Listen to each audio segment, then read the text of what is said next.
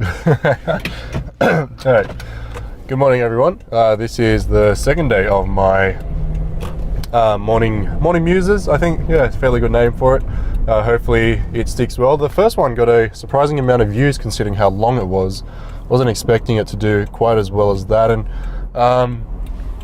thank you for everyone for commenting on it, and those who did watch it, thank you so much. So hopefully can keep up. Jeez, there's a lot of traffic. So let me just get out of here. So yeah, back on my way to uni. It is Friday, September 8th at the moment, and just a short day at uni today. Only the one lecture actually. You know, today's the one day I could probably afford to skip, if anything, but being the fantastic uni student that I am, and I say that very, very generously, yeah, I feel like I should be going anyway. This is actually the one subject, believe it or not. For those who don't know, I'm in third year journalism at University of New South Wales. So this is I'm in my last semester as well, so I'll be graduating at the end of this year. And this is the one subject that I finally really, really enjoyed. You know, our tutors, former BBC, I want to say journalist, but he could be a producer as well. Seems like he came from a managerial position over to Australia, originally from Wales. He said he moved to Manchester and then down to London for 23 years, I believe. So it's good he's got that experience, because tutors in the past have just been not quite as well equipped, I suppose, to put it rather politically correctly. Don't want to not that they were bad, but I mean, when you've got someone who's got 25 years experience at the BBC in comparison to someone who doesn't, then obviously you want to favor the guy or girl, sex really doesn't matter, with that kind of experience. So just a quick shout out to Jess for the suggestion of the sunglasses. I realized yesterday as I was watching the video back that I was essentially squinting the entire time, which, I mean, I'm Asian, but I'm not quite that Asian, so hopefully sunglasses will help. I don't look too bad in them, I hope. I'll leave that for everyone else to decide. But yeah, today I think I just wanted to kind of reflect on just, there was the one thing I really haven't been able to, or haven't really publicly yet, and that was the death of Linkin Park's lead singer, Chester Bennington. And those who know me pretty well know that he's, the band as a whole, I held very close to my heart, and, favorite band of all time, and, just really, really click with their music, to put it nicely. And, it didn't necessarily, it didn't help me through a hard time or anything, and, just really that whole teen angst stage, I suppose, got me through year 12. Not that it was that difficult anyway, but there's a lot of words in the music that really resonated with me. So the way I found out, actually, I was actually sleeping on the bus from Philadelphia down to Washington, and I woke up to about 3 or 4 Snapchats saying, "Oh, Chester hung himself," and I was like still half asleep and fairly dazed at this point. So I was a bit confused. I was like, well, it can't be real, surely. So I thought, fake TMZ article or something. So I was like, replied to them, oh crap, so checked out Facebook, and then all over TMZ, and then all these other stories of Chester Bennington hanging himself. So it was it was tough, especially on the bus. I had no one right there with me to kind of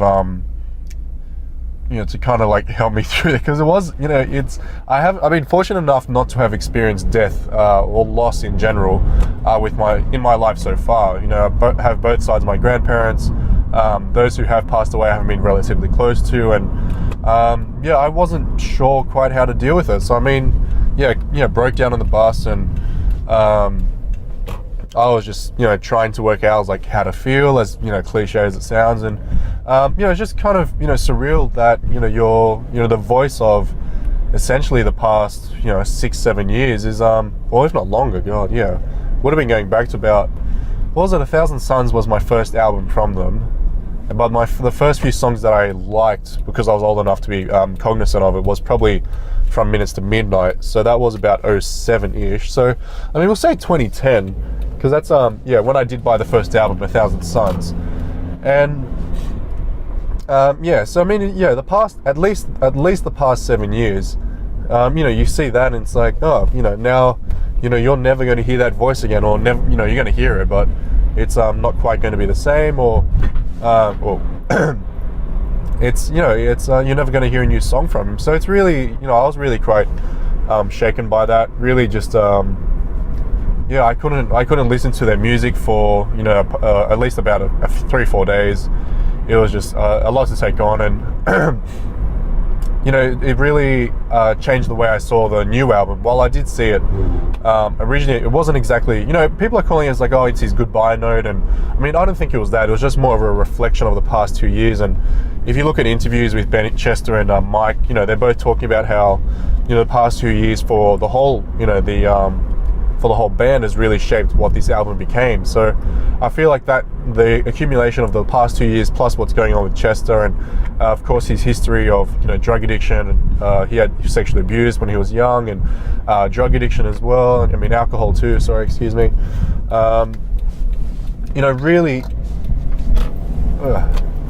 really changes. You listen to the lyrics and it really brings to light just exactly, well, not exactly what's going on, but makes you think a little bit, just a little bit more. So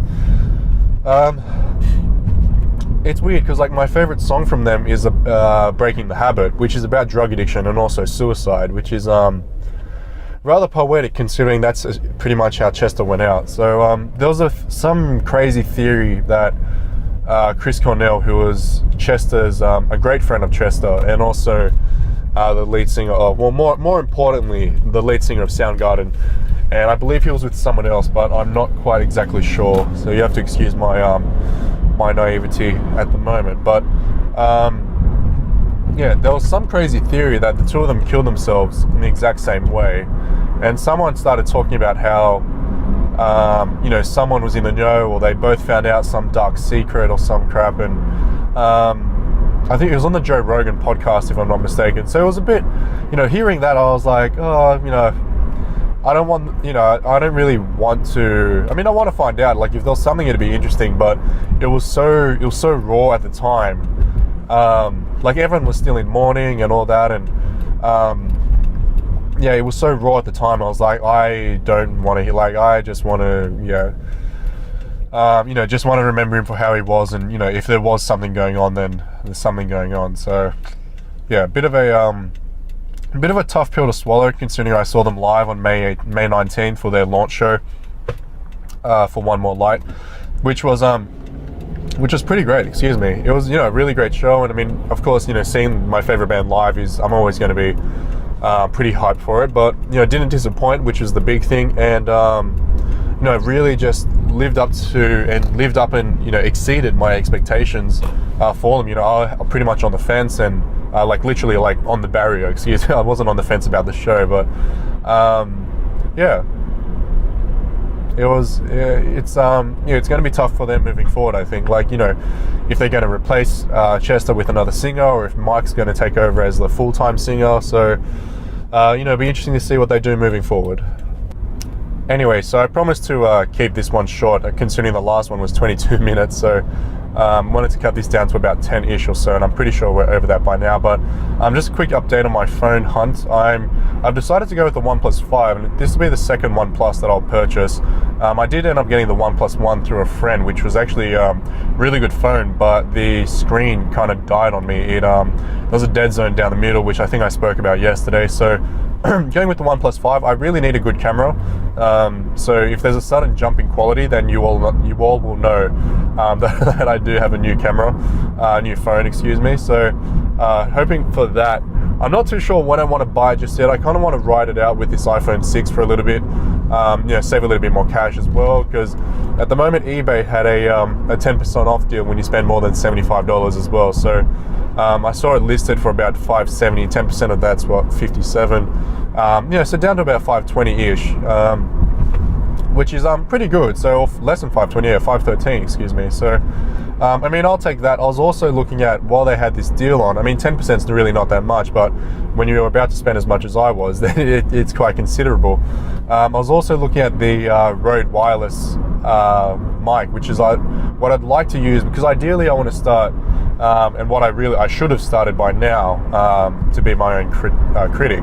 I wanted to start doing daily news videos. You know, I got some proper lighting. I still have my camera. My tripod's a little bit flimsy at the moment, but still good enough to use, so I'm not too flustered with that. But I really should have started doing proper news videos by now. So might do one this afternoon, just a quick 2-minute hit. We've got to work out what to do with a green screen, but if we can find a decent place to film, then it really doesn't matter too much in the end. So I guess you could say that in the end it doesn't really matter. Anyway, so yeah, back to the phone hunt. Decided to go with the OnePlus 5. The specs look good. It's got a good Snapdragon processor, so I won't have too much trouble browsing. 6 gig of RAM, so it's going to be nice and quick. Also the camera, so you got a 20 megapixel and a 16 megapixel dual camera. The front camera is also 16 megapixel, which I'm pretty sure this iPhone camera is like a 2 megapixel one at best. So yeah, but just quickly to round out this final segment. Apparently yesterday I saw on Twitter Mashable reported that the new iPhone, which could be bezel-less, which is something that I'll touch on maybe tomorrow actually, is really just about to be listed at up to $1,200 for a 512 gigabyte edition. So I thought that was incredibly overpriced given the specs behind Apple, but I feel like this could be a rant for another day. So stay tuned for my Monday Morning Muse. I think the Monday Morning Muse, Triple M. Wait, maybe that's what it stands for. Jeez, mine's been blown. Anyway, round out the segment. That's it for me for this drive. I'll be at uni soon. Hopefully this video isn't too long altogether. I'll get it up as soon as possible. Thank you everyone for listening, watching as well. Hit me up on Twitter at Seb_Quinn. If you have any suggestions for any kind of rants, or if you want my take on any particular topics, just comment below, and subscribe as well. So hopefully I can get my YouTube channel going and you can see more of my face, or less of my face, more of my sunglasses at least. So thank you all for listening. See you all on Monday.